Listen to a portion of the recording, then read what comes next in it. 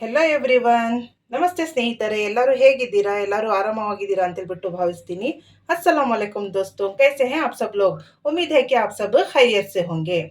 आज मैं आपको बनाकर दिखा रही हूँ चिकन बिरयानी।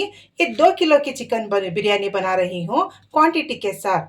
ಇವತ್ತು ನಾನು ನಿಮಗೆ ಚಿಕನ್ ಬಿರಿಯಾನಿಯನ್ನು ಮಾಡಿ ತೋರಿಸ್ತಾ ಇದ್ದೀನಿ. ಇದಕ್ಕೂ 2 kg ಚಿಕನ್ ಬಿರಿಯಾನಿಯನ್ನು ಮಾಡಿ ತೋರಿಸ್ತಾ ಇದ್ದೀನಿ, ಅದು ಕ್ವಾಂಟಿಟಿಯ ಜೊತೆಗೆ। खड़े मसालों में मैंने लिया है 4 तेज़पत्ता, कसूरी मेथी, 7 से 8 दालचीनी, 9 से 10 लौंग, 6 से 7 इलायची, थोड़ा जावित्री और एक मोटी इलायची। ಸಾಂಬಾರ ಪದಾರ್ಥಗಳಲ್ಲಿ ನಾನಿಲ್ಲಿ ಪಲಾವ್ ಎಲೆ ತಗೊಂಡಿದ್ದೀನಿ 4, ಕಸೂರಿ ಮೆಥಿ ತಗೊಂಡಿದ್ದೀನಿ, ಒಂದು 7 ರಿಂದ 8 ಚಕ್ಕೆಯನ್ನು ತಗೊಂಡಿದ್ದೀನಿ, ಒಂದು 8-9 ಲವಂಗ ತಗೊಂಡಿದ್ದೀನಿ, ಒಂದು 7-8 ಏಲಕ್ಕಿ ತಗೊಂಡಿದ್ದೀನಿ, ಜಾಪತ್ರೆ। यहाँ पर मैंने 500 ग्राम प्याज लिया है, 600 ग्राम टमाटर लिया है, 6 से 7 टेबल स्पून अदरक लहसुन का पेस्ट लिया है। ಇಲ್ಲಿ ನಾನು 500 ಗ್ರಾಮ್ ಅಷ್ಟು ಈರುಳ್ಳಿಯನ್ನು ತಗೊಂಡಿದ್ದೀನಿ, 600 ಗ್ರಾಮ್ ಅಷ್ಟು ಟೊಮೆಟೊ ಹಣ್ಣನ್ನು ತಗೊಂಡಿದ್ದೀನಿ, 6 ರಿಂದ 7 ಟೇಬಲ್ 3 ಟೇಬಲ್ ಸ್ಪೂನ್ ಅಷ್ಟು ಧನಿಯಾ ಪುಡಿ, 3 ಟೇಬಲ್ ಸ್ಪೂನ್ ಅಷ್ಟು ಖಾರದ ಪುಡಿ ನೀವು ಹೆಚ್ಚು ಕಡಿಮೆ ನೋಡಿ ಹಾಕೊಳ್ಳಿ, 1 टेबल स्पून गरम मसाले, 1 टेबल स्पून अरिशिण। यहाँ पर मैंने 3 टेबल स्पून धनिया पाउडर लिया है, 3 टेबल स्पून मिर्ची पाउडर लिया है। मिर्ची पाउडर अपने हिसाब से कम ज़्यादा कर लीजिए।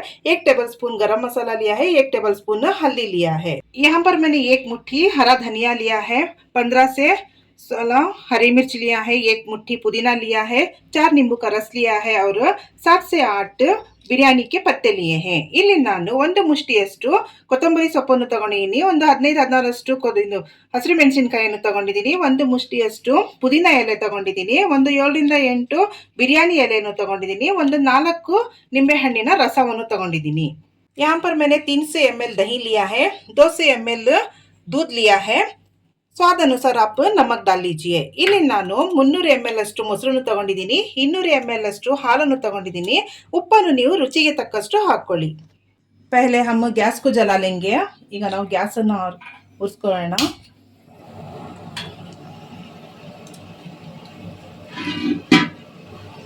ಪಾತ್ರೆಯನ್ನು ಇಟ್ಕೊಳ್ಳೋಣ, पतीले को रख लेंगे। अब इसमें हम तेल डालेंगे, ಎಣ್ಣೆಯನ್ನು ಹಾಕೊಳ್ಳೋಣ।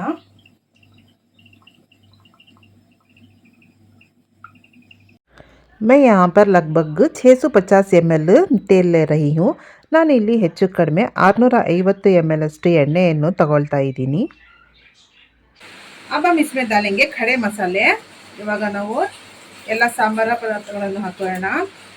ಜಾವಿತ್ರಿ, मोटी इलायची, ಜಾಪತ್ರೆ, ದಪ್ಪ ಏಲಕ್ಕಿ, ಹಸಿರು ಏಲಕ್ಕಿ, छोटी इलायची, लौंग, दालचीनी, लवंगा, चक्के, थोड़ी सी कसूरी मेथी डालेंगे।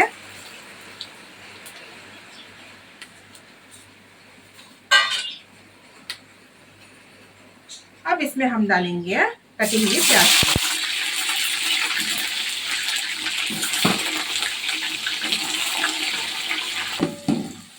प्याज को हम ब्राउन होने तक तल लेंगे।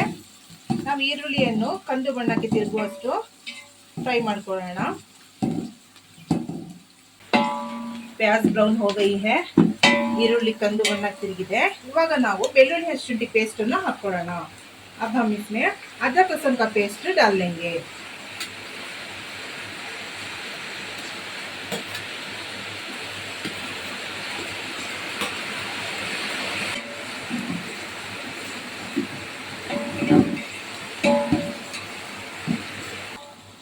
अच्छे से फ्राई कर लेंगे, ಚೆನ್ನಾಗಿ ಇದನ್ನ ಫ್ರೈ ಮಾಡ್ಕೊಳ್ಳೋಣ। मसालों को जितना भूनेंगे उतना टेस्टी बनता है। ನಾವು ಎಷ್ಟು ಮಸಾಲೆಯನ್ನು ಫ್ರೈ ಮಾಡ್ಕೋತೀವಿ ಅಷ್ಟು ಟೇಸ್ಟ್ ಅನ್ನು ಕೊಡುತ್ತೆ ಇದು। ಫ್ಲೇಮ್ को लो कर लीजिए, ಉರಿಯನ್ನು ಕಡಿಮೆ ಮಾಡಿಕೊಂಡೇ ಫ್ರೈ ಮಾಡ್ಕೊಳ್ಳಿ। अब हम चिकन डाल लेंगे। ಇವಾಗ ನಾವು ಚಿಕನ್ ಅನ್ನು ಹಾಕೊಳ್ಳೋಣ।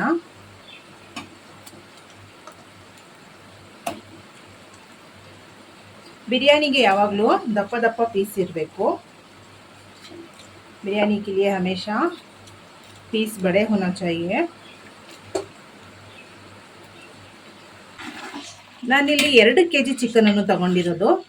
मैं यहाँ पर 2 किलो चिकन लिया है।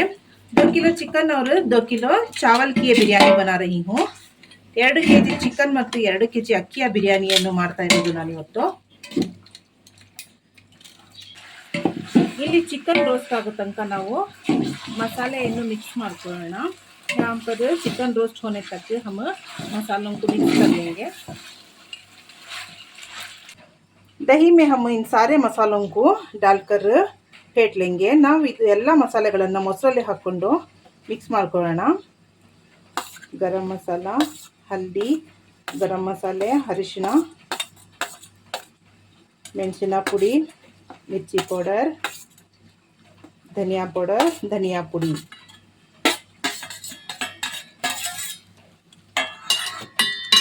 ಇದನ್ನು ಎಲ್ಲದನ್ನು ಸೇರಿಸಿ ಚೆನ್ನಾಗಿ ಮಿಕ್ಸ್ ಮಾಡ್ಕೊಳ್ಳೋಣ.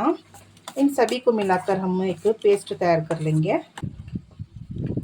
देखिए ये पेस्ट तैयार हो गया है. ನೋಡಿ पेस्ट रेडी ಆಗಿದೆ. ಇದನ್ನ ಇವಾಗ ನಾವು ಆ ಚಿಕನ್ ಅಲ್ಲಿ ಹಾಕೋಣ. अब इसको हम उस चिकन में डालेंगे.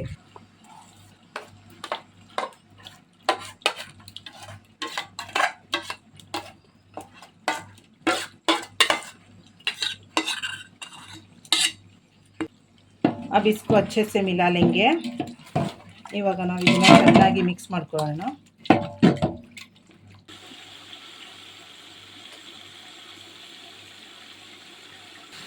अब इसमें हम टमाटर डालेंगे. ಇವಾಗ ನಾವು ಇದರ ಟಮಾಟೆ ಹಣ್ಣನ್ನು ಹಾಕೋಣ.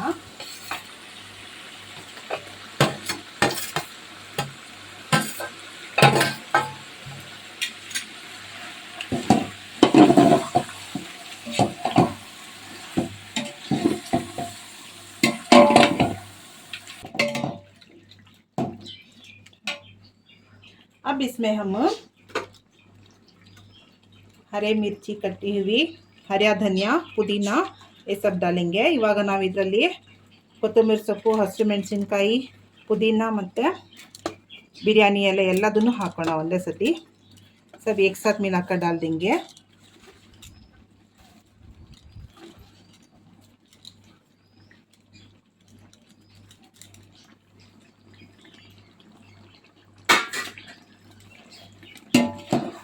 इन सबको अच्छे से मिक्स कर लीजिए.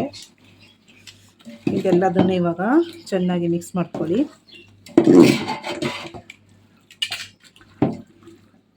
2 ನಿಮಿಷ ಹಾಗೆ ಮುಚ್ಚಳವನ್ನು ಮುಚ್ಚಿ ಬೇಯಕ್ಕೆ ಬಿಡೋಣ. 2 मिनट ऐसे ही हम ढककर पकने के लिए छोड़ेंगे.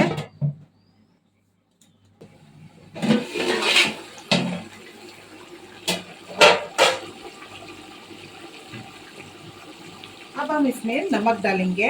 इवाग नाव इदरल्ली उप्पನ್ನು ಹಾಕೋಣ. 2 किलो के हिसाब से मैंने नमक लिया है. 2 kg ಗೆ ತಕ್ಕಂಗೆ ನಾನು ಉಪ್ಪನ್ನು ತಗೊಂಡಿದ್ದೀನಿ.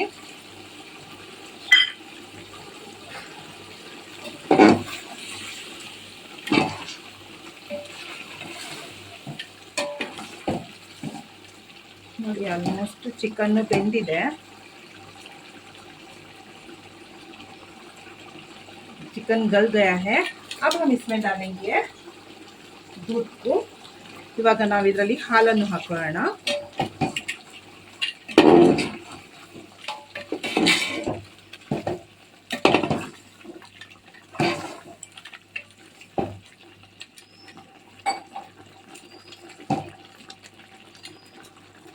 यहाँ पर दही का पानी, चिकन का पानी और दूध सब काफ़ी है. तो हम यहाँ पर सिर्फ 1.25 किलो चावल का ही पानी डालेंगे. ಇಲ್ಲಿ ಮೊಸರಿನ ನೀರಿದೆ, ಚಿಕನ್ ನೀರು ಮತ್ತು ಹಾಲು ಹಾಕಿದ್ದೀವಿ. ಅದಕ್ಕಾಗಿ ನಾವು 1/4 kgಗೆ ಎಷ್ಟು ಹಿಡಿಯುತ್ತೋ ಅಷ್ಟು ಮಾತ್ರ ನೀರನ್ನು ಇಲ್ಲಿ ನಾವು ಹಾಕೊಳ್ಳೋಣ.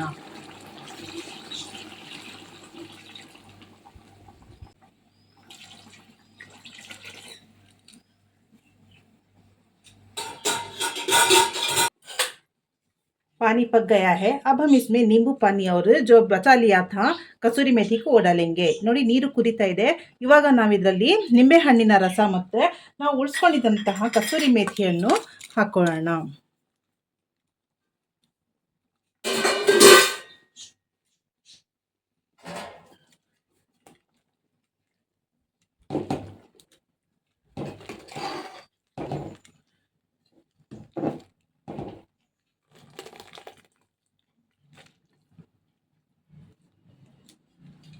फ्लेम को लो करके चावल डालेंगे, नहीं तो वो उड़ेगा।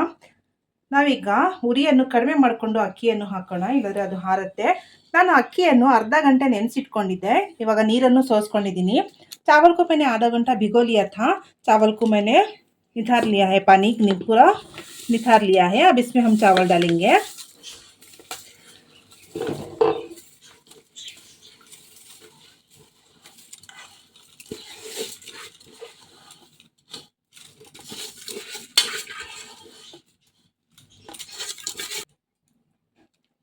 चावल को मिक्स कर लीजिए, ಅಕ್ಕಿಯನ್ನು ಮಿಕ್ಸ್ ಮಾಡ್ಕೊಳ್ಳಿ।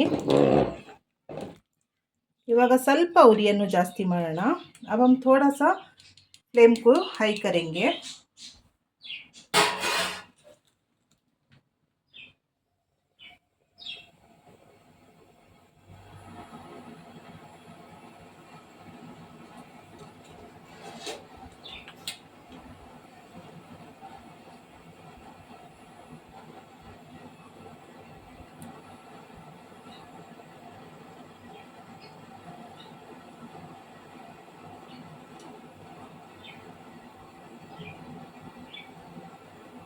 देखिए पक रहा है। अब इसको ढककर थोड़ी देर पकने के लिए छोड़ेंगे। ನೋಡಿ ಕುದೀತಾ ಇದೆ, ಇವಾಗ ಮುಚ್ಚಳವನ್ನು ಮುಚ್ಚಿ ಸ್ವಲ್ಪ ಹೊತ್ತು ಬೇಯಲು ಬಿಡೋಣ। बीच बीच में खोल कर चेक करिए, नहीं तो ये चिपक जाएगा। ಮಧ್ಯ ಮಧ್ಯದಲ್ಲಿ ನೀವು ಸೌಟ್ ಆಡಿಸ್ತಾ ಇರಿ, ಇಲ್ಲದ್ರೆ ತಳ ಹಿಡಿಯುತ್ತೆ। देखिए चावल पक रहे हैं, ನೋಡಿ ಅಕ್ಕಿ ಬೇಯ್ತಾ ಇದೆ।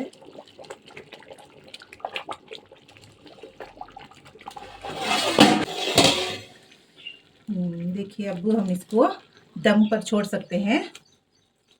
ನೋಡಿ ಇವಾಗ ನಾವು ಇದನ್ನ ಹಾಕಿ ದಮ್ಮಿಗೆ ಬಿಡ್ಬೋದು ಬಿರಿಯಾನಿ। दम के लिए हम यहाँ पर एक तवा रखेंगे।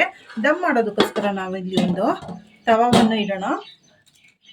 ನೀವು ಬೇಕಾದ್ರೆ ರೊಟ್ಟಿ ಹಂಚು ಯಾರಾದರೂ ಒಂದು ಕಬ್ಬಿಣದ ಒಂದು ಪ್ಲೇಟು ಏನು ಬೇಕಾದ್ರೂ ಇಡ್ಬೋದು। आप तवा के बदले एक लोहे की प्लेट कुछ भी रख सकते हैं।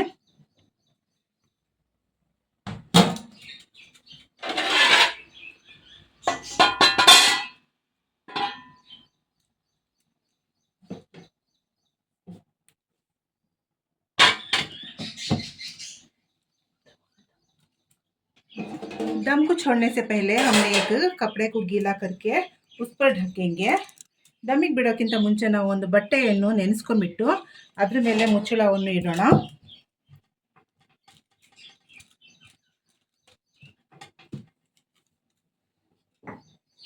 उसके ऊपर वजन के लिए मेरे पास कूटनी है, तो मैं कूटनी को रख रही हूँ। ಅದ್ರ ಮೇಲೆ ಭಾರಕ್ಕೋಸ್ಕರ ನನ್ನ ಹತ್ರ ಕುಟ್ಟಣಿಗೆ ಇತ್ತು, ನಾನು ಕುಟ್ಟಣಿಗೆಯನ್ನು ಇಡ್ತಾ ಇದ್ದೀನಿ। साइड से स्टीम ना जाए इसके लिए ಸೈಡಿನಿಂದ ಅದರ ಹಬೆ ಹೋಗದೇ ಇರಲಿ ಅಂತ ಹೇಳ್ಬಿಟ್ಟು ಇದಿಟ್ಟಿರೋದು। ಈಗ ಬಿರಿಯಾನಿ ದಮ್ ಆಗ್ತಾ ಇದೆ। चलिए देखते हैं बिरयानी दम हो गई है नहीं। नड़ीरी होग ನೋಡೋಣ ಬಿರಿಯಾನಿ ದಮ್ ಆಗಿದೆಯಾ ಅಂತ ಹೇಳ್ಬಿಟ್ಟು।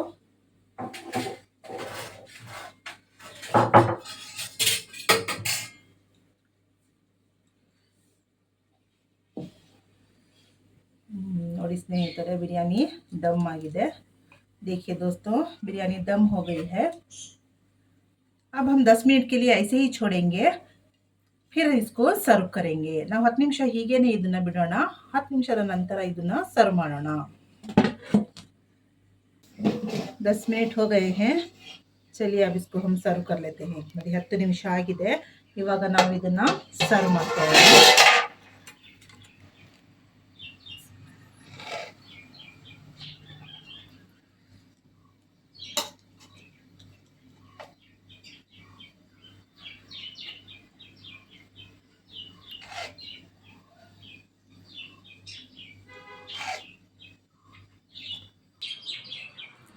देखिए दोस्तों, बिरयानी बनकर तैयार है। आप लोग इस तरीके से बिरयानी बनाकर देखिए, बहुत ही टेस्टी बनेगी। तो आज का ये वीडियो आपको पसंद आया हो तो लाइक करिए, शेयर करिए, सब्सक्राइब करिए और बेल आइकन को क्लिक करना मत भूलिए। आज का व्लॉग मैं यहीं पर ख़त्म करती हूँ। मिलते हैं अगले व्लॉग में। अल्लाह हाफिज़। ನೋಡಿ ಸ್ನೇಹಿತರೆ, ಬಿರಿಯಾನಿ ಸಿದ್ಧವಾಗಿದೆ। ನಾನು ಮಾಡಿರುವಂತಹ ಈ ವಿಧಾನದಲ್ಲಿ ಒಂದ್ಸತಿ ನೀವು ಬಿರಿಯಾನಿ ಮಾಡಿ ನೋಡಿ, ತುಂಬಾ ಟೇಸ್ಟಿಯಾಗಿರುತ್ತೆ। ಇವತ್ತಿನ ಈ ಬಿರಿಯಾನಿ ನಿಮಗೆ ಇಷ್ಟವಾಗಿದ್ದರೆ ಈ ವಿಡಿಯೋವನ್ನು ಲೈಕ್ ಮಾಡಿ, ಶೇರ್ ಮಾಡಿ, ಸಬ್ಸ್ಕ್ರೈಬ್ ಮಾಡಿ ಹಾಗೂ ಬೆಲ್ ಐಕನನ್ನು ಕ್ಲಿಕ್ ಮಾಡೋದನ್ನು ಮರಿಬೇಡಿ. ಇವತ್ತಿನ ಈ ವ್ಲಾಗನ್ನು ನಾನು ಇಲ್ಲೇ ಮುಗಿಸ್ತಾ ಇದ್ದೀನಿ. ಸಿಗೋಣ ಮುಂದಿನ ವ್ಲಾಗಿನಲ್ಲಿ. ಧನ್ಯವಾದಗಳು ಸ್ನೇಹಿತರೆ. Bye bye. Take care everyone.